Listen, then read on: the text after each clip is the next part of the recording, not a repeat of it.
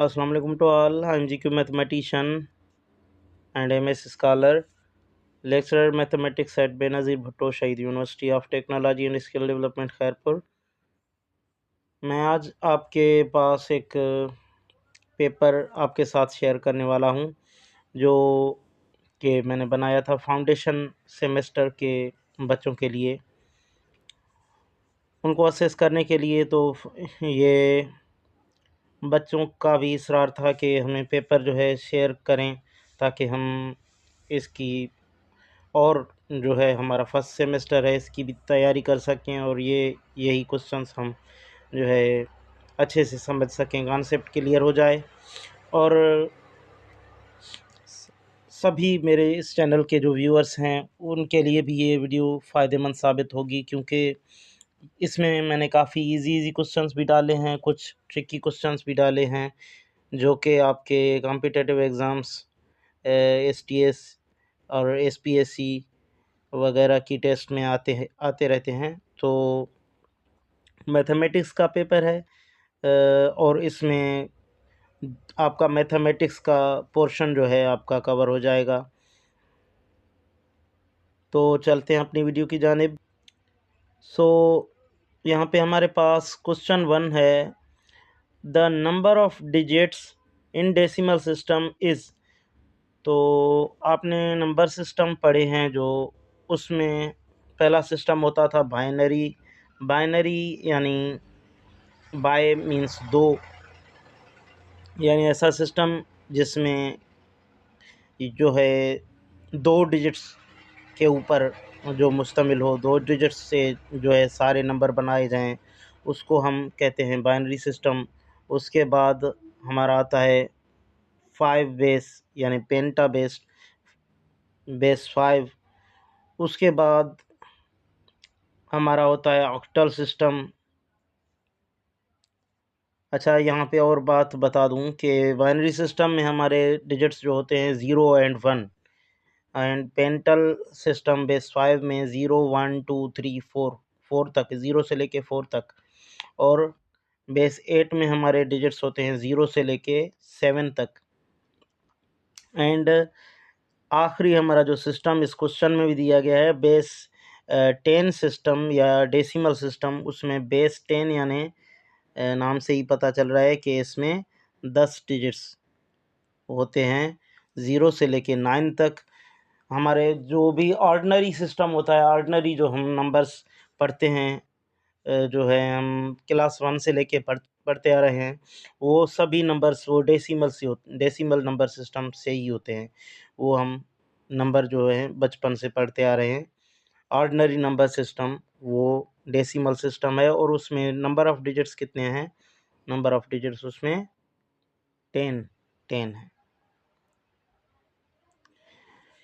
अच्छा, दूसरा क्वेश्चन है हमारे पास कि a constant number by which a variable is multiplied. तो यहाँ पे मैं आपके लिए लिख रहा हूँ, ये मैंने लिखा है x, यहाँ पे x के साथ मैंने 2 लिखा है, 2x इसको पढ़ेंगे एज अ होल, इसको पढ़ेंगे 2x। तो 2x में x के साथ जो कांस्टेंट मल्टीप्लाई किया गया है 2, इसको क्या कहेंगे?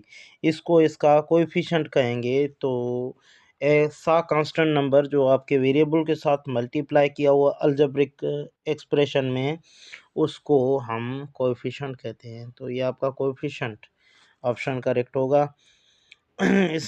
इसके बाद हमारे पास है क्वेश्चन कि नेचुरल नंबर्स स्टार्ट कहाँ से होते हैं? नेचुरल नंबर्स जो आपका सेट होता है, नेचुरल नंबर्स ये टोटली सेट्स जो होते हैं वैसे तो अनडिफाइंड होते हैं, मतलब इनफाइनाइट तक होते हैं। और ये स्टार्ट 1 से होता है, 1 2 3 स्टार्ट 1 से होता है। तो यहाँ पे स्टार्ट का ऑप्शन यहाँ पे बी, इसका क्वेश्चन नंबर 3 का ऑप्शन बी करेक्ट है, ये 1 से स्टार्ट होता है। और दूसरा क्वेश्चन ये भी मैंने यहाँ पे ही डाला हुआ है, अगर कोई समझना चाहे तो लार्जेस्ट नेचुरल नंबर, मतलब नेचुरल नंबर ख़त्म कहाँ पे होते हैं? नेचुरल नंबर ख़त्म यहाँ पे आपको लार्जेस्ट सबसे बड़ा नंबर नेचुरल नंबर यहाँ पे कोई भी दिखाई नहीं दे रहा है, क्योंकि ये सेट इनफाइनाइट तक जा रहा है। ये इनफाइनाइट सेट है, तो इसका लार्जेस्ट नेचुरल नंबर बताना इम्पॉसिबल है, और इसको हम अनडिफाइंड भी कहते हैं। तो आपका ये ऑप्शन नंबर सी आपका करेक्ट हुआ। अच्छा, तो उसके बाद ये एक हमारे पास न्यूमेरिकल है जिसको हम सॉल्व करने के सिवाय हम इसको नहीं बता सकते।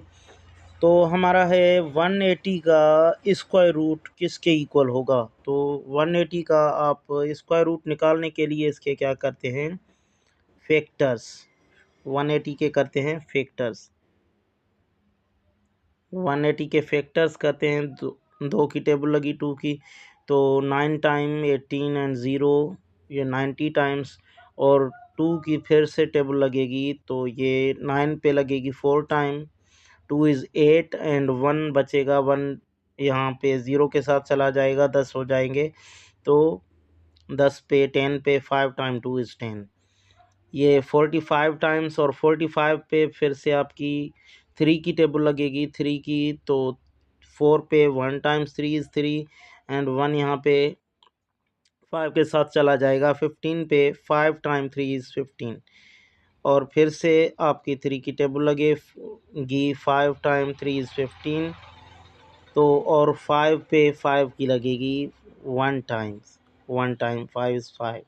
ओके, देन इसके बाद आप देखें, स्क्वायर रूट का मतलब है जो पेयर्स में होते हैं उनको हम फ्री करते हैं, रेडिकल फ्री, और जो पेयर्स में नहीं होते उस पे हम रेडिकल देते हैं।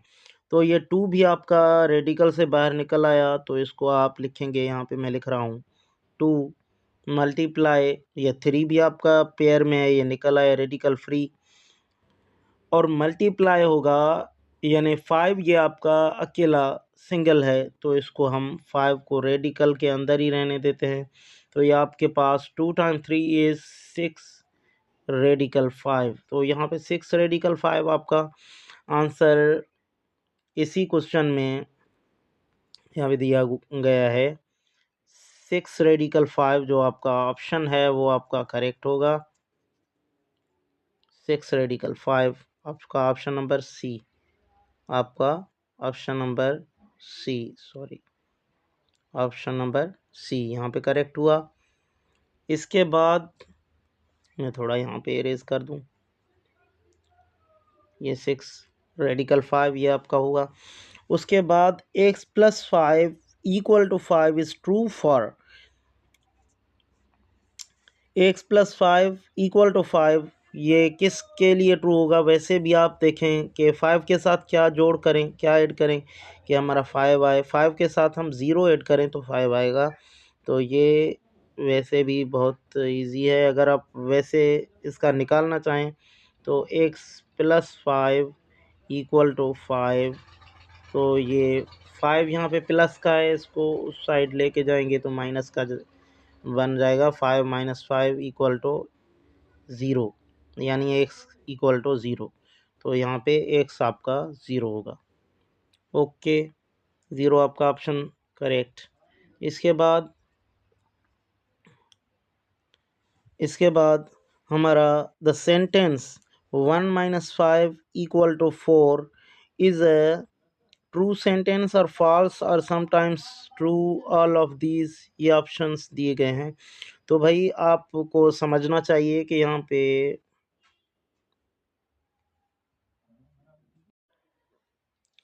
यहाँ पे 1 से 5 को सब्ट्रैक्ट करेंगे तो यहाँ पे माइनस का 4 आपका आंसर आएगा।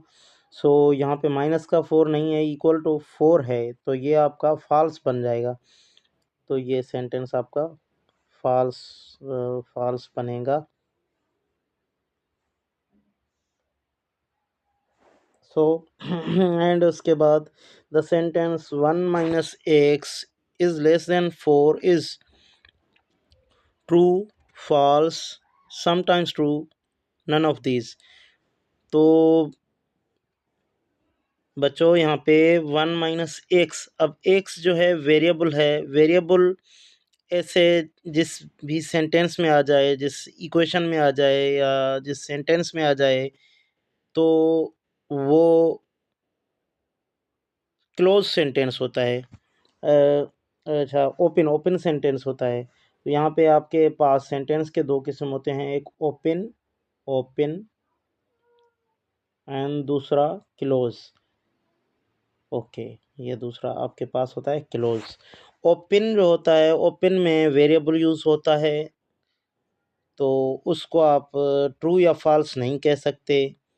और दूसरा क्लोज जो होता है, उसमें वेरिएबल यूज़ नहीं होता और वो डायरेक्ट ही आप उसको ट्रू फॉल्स कह सकते हैं। तो 1 - 5 ये आपका 1 - 5 = 4 ये आपका क्लोज सेंटेंस था, तो इसको आपने डायरेक्ट इसको फॉल्स कह दिया।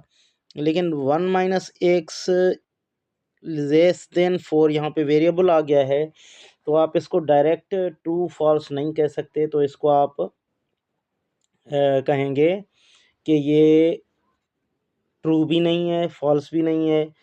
लेकिन समटाइम्स ट्रू हो सकता है, जब समटाइम्स समटाइम्स ट्रू हो सकता है जब एक्स का अच्छा सॉरी हाँ, समटाइम्स ट्रू हो सकता है जब एक्स का हम करेक्ट वैल्यू यहाँ पे डालें, तो ये ट्रू हो सकता है, यानी समटाइम्स ट्रू। ओके। और तो यहाँ पे आपके पास क्वेश्चन है, question number 9। 3 is not the factor of 3 is not the factor of. अब यहाँ पे 3 किसका फैक्टर नहीं है? आप देखें कि इसको आप ऐसे भी लिख सकते हैं, 3 मल्टीप्लाई 0, 3 टाइम्स 0 इज़ 0। मतलब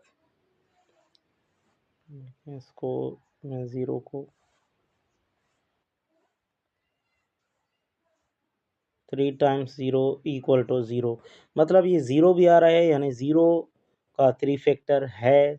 0 मतलब फैक्टर है 0 का, नॉट यहाँ पे फैक्टर 0 का नहीं है। मतलब 15, ये देखें आप, 3 टाइम्स 5 इज़ 15, यहाँ पे आपका 3 15 का भी फैक्टर है। और 3 times 3 3 times 6 3 times 6 3 times 6 is 18, तो ये 18 का भी फैक्टर है। बाकी 20 आपका कहाँ पे भी 3 की टेबल में नहीं आ रहा, सो यहाँ पे 20 जो है आपका 3 का फैक्टर नहीं है।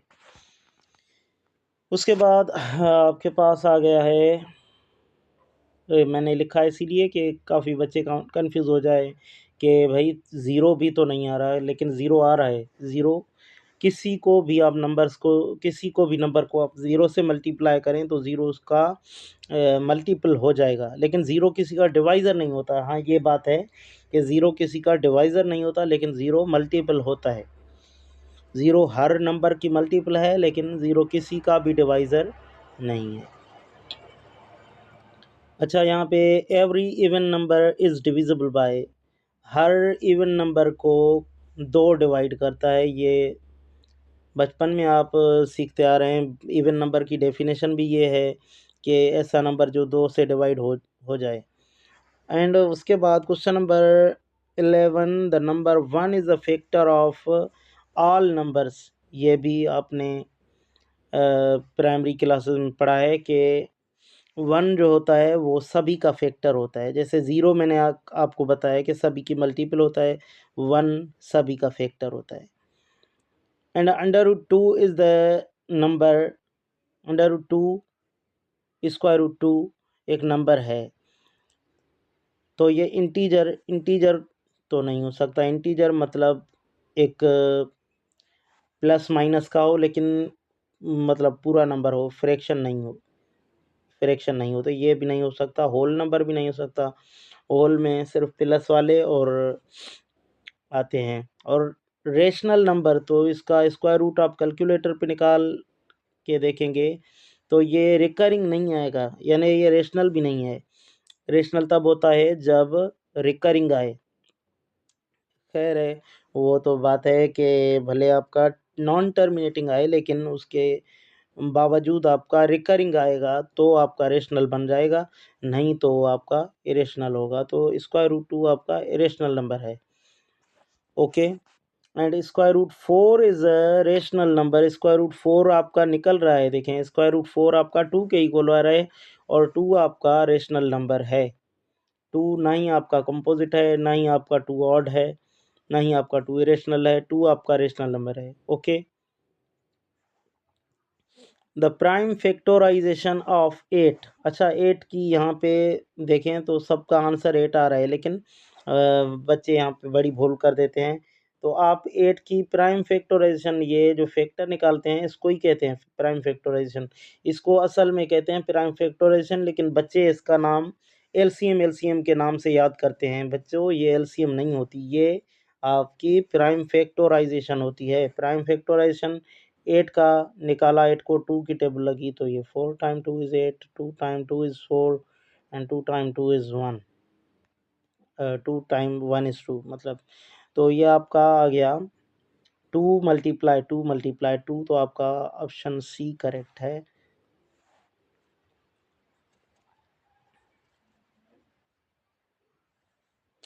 अच्छा, इसके बाद देखें कंसेप्चुअल चीज़ें हैं इसमें, काफ़ी जो है बच्चों ने उसको मतलब टर्मिनोलॉजीज़ को गलत जो है याद किया होता है। तो आप किसी मैथ के एक्सपर्ट के पास आएँ तो आपको जो है बताए कि भाई मैथ्स जो है हम, मैंने तो वहाँ पे प्राइमरी से मैथ पे काम किया है, तो प्राइमरी भी मैंने बहुत अच्छे तरीके से पढ़ाई है, प्राइमरी पढ़ी भी है। और अल्हम्दुलिल्लाह माशाल्लाह जो मेरे प्राइमरी के टीचर हैं वो भी आपके जो है पास हमारे पास हाल हयात हैं। लेकिन मेरा जो है एल्डर ब्रदर जिसने मुझे प्राइमरी की ट्यूशन पढ़ाई थी, नादिर अली, वो फ़ौत हो गया है। अल्लाह उसको जन्नत नसीब करे। लेकिन मेरे मामू जी हैं उस्ताद अमानत अली, वो पीएचडी हैं, वो अभी ज़िंदा हैं, हमारे आपके साथ हैं। तो उन्होंने हमें मैथ्स पढ़ाई है और बेसिक्स हमारे उन्होंने क्लियर करवाए हैं। तो अगर किसी मतलब एक्सपर्ट के साथ आप बैठेंगे तो वो आपके ये टर्मिनोलॉजीज़ को भी आपके जो है ट्रू यानी आपको अच्छा जो है सच्चा आपको सही सिखाएगा। नहीं तो आपको जो है वैसे आपको जो है प्रॉब्लम करना सिखाएगा, ये बच्चे ये प्रॉब्लम करें, ये ऐसे करें, उसका नाम आपको सही नहीं आएगा तो काम नहीं होगा ना। ये देखें, आप अगर किसी जगह पे टीचर हों तो आप बच्चों को कहें कि भाई हम 8 की एलसीएम निकाल रहे हैं, और ऐसे-ऐसे मतलब उनको जो है गलत चीज़ें सिखाएँ, और बच्चे ये बाद में जाके वो अपने स्टूडेंट्स को ऐसे पढ़ाएँगे, तो ये गलत है। अगर 1 नंबर होता है तो 1 नंबर की एलसीएम या एचसीएफ नहीं होता। सी मतलब कॉमन, तो 1 नंबर पे कॉमन तो लफ्ज़ी इस्तेमाल नहीं होगा ना, 1 नंबर तो 1 नंबर है। अगर 2 नंबर होंगे, 2 या 2 से ज़्यादा होंगे तो उनमें कोई चीज़ कॉमन का सवाल आ सकता है, लेकिन 1 नंबर में तो कुछ भी कॉमन नहीं है, तो उसके लिए एचसीएफ या एलसीएम का नंबर इस्तेमाल और एचसीएफ या एलसीएम का टर्म इस्तेमाल नहीं करेंगे। तो आएँ आप क्वेश्चन नंबर 15 में, x square plus 2 square root x. अब यहाँ पे एक्स के ऊपर स्क्वायर रूट आ गई, एक्स के ऊपर स्क्वायर रूट आ गई। अब इसको हम पॉलिनोमियल नहीं कहेंगे। एक्स यानी ऐसा एक्सप्रेशन जिसमें एक्स यानी वेरिएबल पे यानी होल नंबर के अलावा कोई नेगेटिव या कोई फ्रैक्शन पावर, ये स्क्वायर रूट मतलब फ्रैक्शन यानी 1/2, मतलब यहाँ पे एक्स के ऊपर 1/2 पावर आ गई है। अब ये पॉलिनोमियल तो नहीं होगा, नॉट अ पॉलिनोमियल होगा, एंड सर्ड भी इसको कहा जा सकता है। अच्छा, इसको सर्ड भी कहा जा सकता है, तो मेरे हिसाब से यहाँ पे डी ऑप्शन करेक्ट है वैसे, लेकिन ये दोनों ऑप्शन इसके करेक्ट है, इसीलिए ये डी ऑप्शन करेक्ट है। बहुत सारे बच्चे जो हैं देखते हैं पेपर सॉल्व करने के टाइम, एक ऑप्शन उनको सही नज़र आ गया तो उसको ही टिक करके चले जाते हैं। भाई सभी ऑप्शन पढ़ो, सभी ऑप्शंस पढ़ो, अगर 2 ऑप्शन करेक्ट होंगे तो आगे आपके पास ऑप्शन दिया जाता है कि भाई बी एंड सी या ऐसा कोई ऑप्शन दिया जाता है। So polynomial contain a variable having power non negative integer whole number, यहाँ पे भी सेम ही बात है, होल नंबर भी होता है और नॉन नेगेटिव इंटीजर भी होता है, वो सेम बात होती है। अच्छा, इंटीजर आपके पास होते हैं, इंटीजर्स आपके पास होते हैं यानी 0 प्लस माइनस 1 और प्लस माइनस 2 और ये है इनफाइनाइट तक। और आपके पास होल नंबर क्या होते हैं, ये इंटीजर हैं। अगर इनमें से आप नॉन नेगेटिव यानी नेगेटिव इंटीजर निकाल लें तो ये 0 प्लस का 1 प्लस का 2 एंड ये आपके up to so on, sorry ये आपके अप टू सो ऑन चले गए। तो होल नंबर आपका क्या होता है, होल नंबर यही तो होता है ना, होल नंबर। तो whole number and non negative integer same बात होती है, तो ये आपका D option. Okay, next page पे चलते हैं। ओके, तो मेक श्योर दैट हमने पीछे क्वेश्चन नंबर 16 किया है, क्वेश्चन नंबर 16 किया है। अभी क्वेश्चन नंबर 17 हम कर रहे हैं। क्वेश्चन नंबर 17 में देखें तो यहाँ पे 0 2 4। अच्छा, यहाँ पे मैं बच्चों को बता दूं कि आपने जो मैट्रिक क्लास में या 8 क्लास में सेट्स पढ़े हैं, वैसे बच्चों को हम पढ़ा देते हैं भाई ये इवन है, दो से डिवाइड हो जाते हैं। लेकिन जब आप 6 के ऊपर आएंगे, 6 के बाद, तो 7 में आपने इंटीजर भी पढ़ा होता है ना भाई। इंटीजर में तो माइनस के भी सारे होते हैं, प्लस के भी सारे होते हैं, तो माइनस के भी होते हैं यानी नॉन नेगेटिव इवन नंबर। ये देखें, इसके पास यहाँ पे 0 भी होता है, 0, और ये प्लस का माइनस का 2 और ये प्लस का माइनस का 4। ये टोटल इवन नंबर है, ये टोटल इवन नंबर है। अगर इनमें से आप नेगेटिव का निकाल लें तो क्या क्या बचेगा, 0 प्लस का 2 प्लस का 4।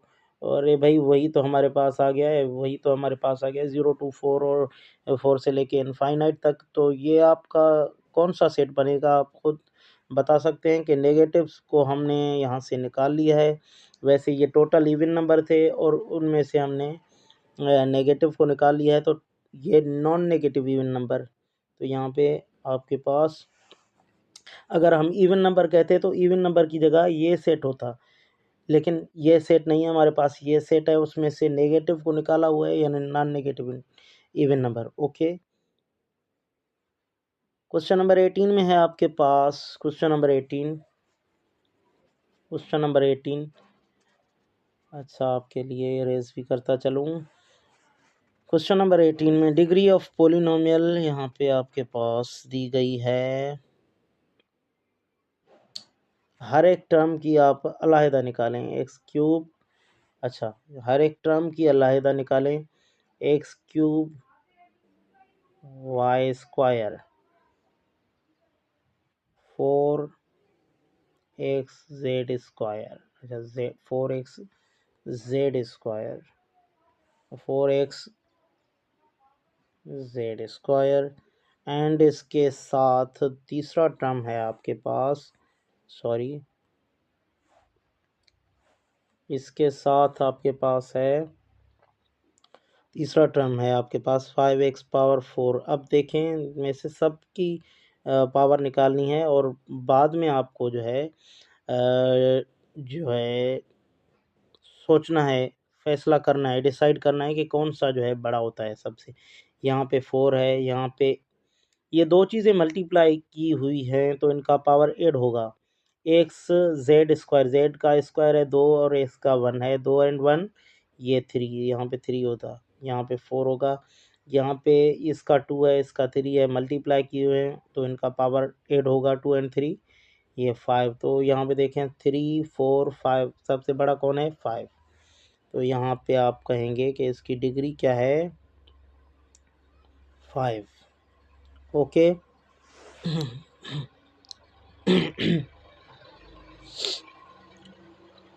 रेडिकेंड मतलब जो रेडिकल के अंदर हो, रेडिकल के अंदर यहाँ पे आपकी वाज़ेह सी बात है, रेडिकल के अंदर जो है आपका 2x³ है और कुछ भी नहीं, 2x³, ये आपका आंसर है, करेक्ट ऑप्शन।